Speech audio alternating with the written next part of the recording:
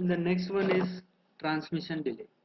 So the transmission delay is amount of time taken by the router to transfer the packet to outgoing link is the transmission delay.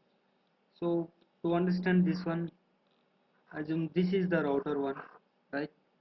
And this is the outgoing link. As mentioned in the definition, outgoing link is this one, right?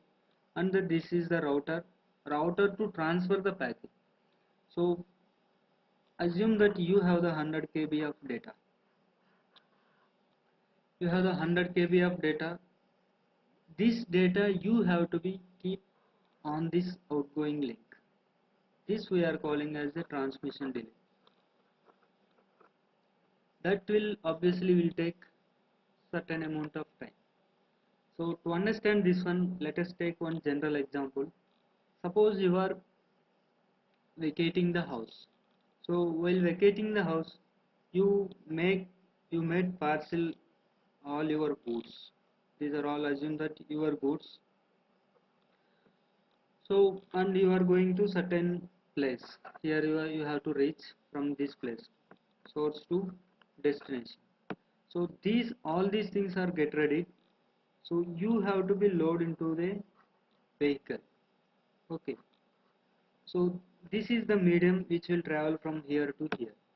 So all these goods you have to be loaded into this vehicle, right? So you are keeping all these goods like this one by one.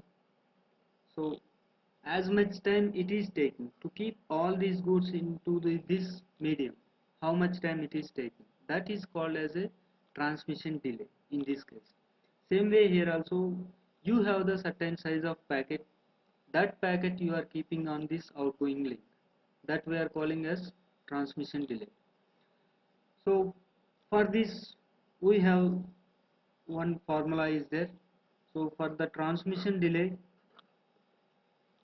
it depends on how many items you have here and how much capacity this one. Basing on that it will take. So your packet size is how much, then it depends on bandwidth. So length by bandwidth. L refers length. Here L is saying length of packet,